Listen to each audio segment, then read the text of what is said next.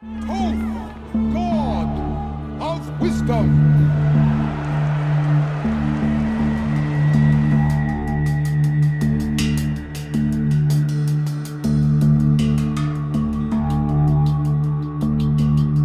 Les mystères de notre passé nous entourent tous, des mythes que nous racontons au moment que nous avons construit au fil des ans. Le passé regorge d'histoires fascinantes, comme celle de l'île perdue de l'Atlantide, ainsi que de constructions mystérieuses comme Stonehenge.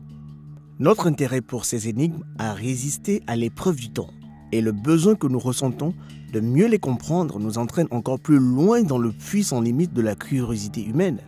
Les perspectives d'avenir sont illimitées si nous combinons les découvertes des merveilles anciennes avec le progrès rapide de la technologie.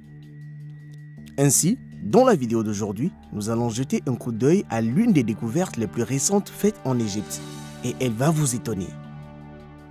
Le livre de Thoth est un livre sacré et énigmatique des anciens Égyptiens. On dit qu'il a été écrit par Thoth, qui était le dieu égyptien de l'écriture et de la connaissance. Ce livre est considéré comme l'un des livres les plus mystérieux jamais mentionnés dans l'histoire de l'humanité. Il est dit que le livre de Thoth contient une variété de sorts, dont l'un permet au lecteur de comprendre la parole des animaux, et un second sort qui permet au lecteur de voir les dieux eux-mêmes. Ces deux capacités sont censées être contenues dans le livre. La légende dit que celui qui lit le contenu du livre acquiert les connaissances nécessaires pour interpréter les secrets et devenir un maître de la terre, de la mer, de l'air et des corps célestes. Le livre de Thoth a été écrit à l'époque gréco-romaine et porte le nom du dieu égyptien Thoth, considéré comme le dieu patron des bibliothèques, des scribes et de l'écriture. Thoth est considéré comme l'équivalent du dieu grec Hermès, qui était considéré comme le guide des âmes. Hermès et Thoth étaient respectés comme des sources de connaissances et de sagesse, et l'hermétisme est né de cette vénération, mettant l'accent sur la transcription d'informations anciennes révélées par les dieux dans un ensemble de manuscrits connus sous le nom de Corpus Hermeticum. Ces manuscrits se sont développés en une collection complète de textes de sagesse égyptiens et grecs connus sous le nom de textes hermétiques. Le livre de Thoth est l'un des textes de cette collection. Le livre de Thoth est écrit dans le style d'une conversation entre l'instructeur Thoth et l'un de ses élèves, chacun étant désigné par son titre respectif. Celui qui loue la connaissance et celui qui aime apprendre. On dit que le contenu de ce long livre est sorti directement de la bouche de Thoth Hermès lui-même. Le livre couvre un large éventail de sujets, notamment les rituels, la construction des temples, l'astrologie, la géographie et la médecine. Il est dit que le livre de sorts a été écrit pour la première fois dans un mythe égyptien ancien et ces deux premières pages contiennent des connaissances qui permettent au lecteur de comprendre le langage animal et l'immortalité et lui permettent de percevoir les dieux qui sont normalement voilés aux yeux des mortels. Selon le livre de Thoth original, qui aurait été écrit sur papyrus, l'homme est à mi-chemin entre les anges et les dieux et a pour mission spécifique de fabriquer des objets de beauté, tout comme les dieux. Le livre contiendrait les secrets des dieux, la clé d'un formidable pouvoir magique qui permettrait au lecteur d'enchanter la terre et les cieux. Certains pensent que le livre de Thoth est un ancien guide d'alchimistes. D'autres pensent que ces sorts peuvent prédire l'avenir et d'autres encore pensent qu'il s'agit en fait de 3 livres indépendants combinés ensemble. Ce livre, en revanche, a été perdu pendant des générations et son développement peut être retracé à travers les légendes et les lois qui ont vu le jour autour de son contenu supposé magique. Selon la mythologie, le livre a d'abord été caché près de Captos, auprès du Nil, où il était conservé dans une série de boîtes garnies par des serpents. Le prince égyptien Néfrékapta combattit les serpents et obtint le livre. Mais les dieux tuèrent sa femme Awer et son fils Merab pour le punir d'avoir volé Thoth. Néfrékapta se suicida alors et fut enterré avec le livre. Alors que les autres princes passaient leur journée à chasser ou à commander l'armée de leur père pour protéger les confins de son royaume, cet nain n'était jamais aussi heureux que lorsqu'il était laissé seul pour étudier. Il pouvait non seulement lire les plus anciennes écritures hiéroglyphes sur les murs des temples, mais il était également un scribe capable d'écrire rapidement et efficacement tous les centaines de signes qui composaient la langue égyptienne ancienne. Il était également un maître magicien, ayant acquis son art dans les livres anciens les plus cachés, que même les prêtres d'Amon-Ré, Épat et Thoth ne pouvaient lire.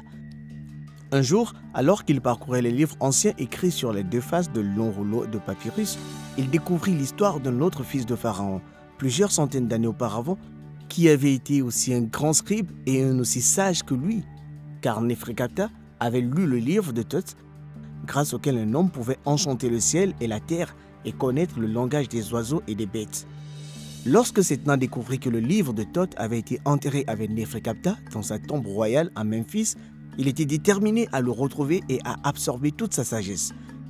Il se rendit donc chez son frère en russe et lui demanda de l'aider à découvrir le livre de Thoth, car sans lui, la vie n'a plus aucun sens pour moi. « Je t'accompagnerai et je serai à tes côtés à travers tous les dangers », répondit en russe. Les deux frères se rendirent à Memphis et trouvèrent la tombe de Neferkata, fils d'Amon-Hotep, le premier grand pharaon de ce nom qui régna 300 ans avant leur époque. Lorsque Setna pénétra dans la tombe et atteignit la pièce centrale où reposait Neferkata, il découvrit le corps du prince lié par des bandes de lin dans une mort calme et horrible. Mais à côté de lui, sur la pierre du tombeau, se tenaient deux figures fantomatiques, les cases ou les mimiques d'une jolie jeune femme et d'un enfant. Et entre eux, sur la poitrine sans vie de Neferkata, reposait le livre de Thoth. Setna est alors séduit par une charmante femme pour tuer ses enfants et s'humilier devant le pharaon.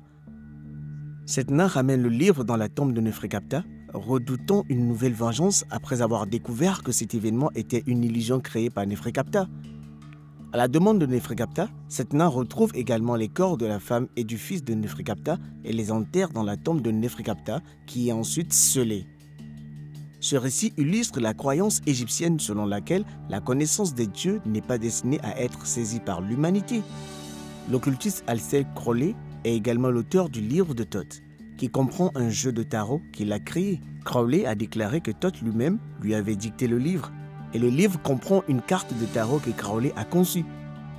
Il n'est pas surprenant que le livre soit lié au tarot, étant donné que de nombreuses personnes pensent qu'il est né dans l'Égypte ancienne et que le livre de tarot est une collection de cartes de tarot plutôt qu'un livre ou un papyrus.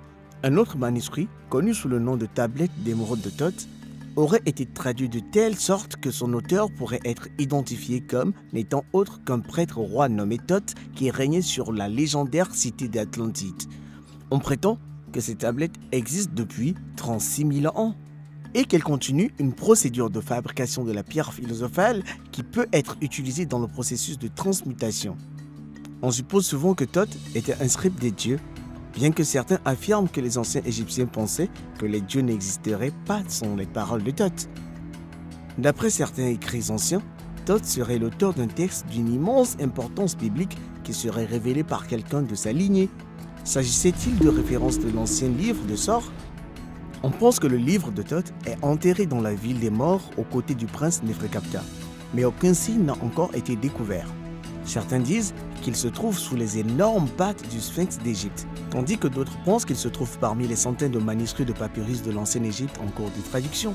Nous savons déjà que certaines parties de ces manuscrits sont liées au livre de Thoth. Néanmoins, la magie mentionnée dans ces textes n'est pas une magie au sens traditionnel du terme. Le livre est censé détenir le secret permettant de comprendre le monde tel qu'il est, plutôt que de se projeter dans l'avenir. Une façon de donner un sens à des phénomènes invisibles comme les saisons, les maladies, le jour et la nuit.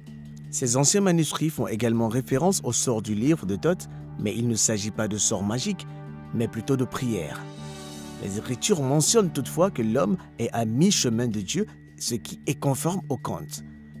Le rite maçonnique de la mort et de la renaissance est également mentionné, bien qu'il n'ait aucune mention de l'ancien papyrus livre de Thoth ou du tarot. Une seule chose est sûre, personne ne sait ce que contiennent les pages du véritable livre de Thoth, à moins qu'il ne soit découvert. Beaucoup de gens pensent qu'une fois le livre de Thoth découvert, nous pourrons à nouveau vivre dans un monde parfait. Cependant, tous les mythes de l'Égypte ancienne concernant le livre de Thoth peuvent être considérés comme des avertissements, car ceux qui découvrent le livre dans les histoires rencontrent également des malheurs et des souffrances. Toute personne qui tente de lire le livre de Thoth est censée être punie par les dieux, car le savoir des dieux n'est pas destiné aux hommes. Allez-vous lire quelque chose de ce livre? Dites-le nous dans la section des commentaires.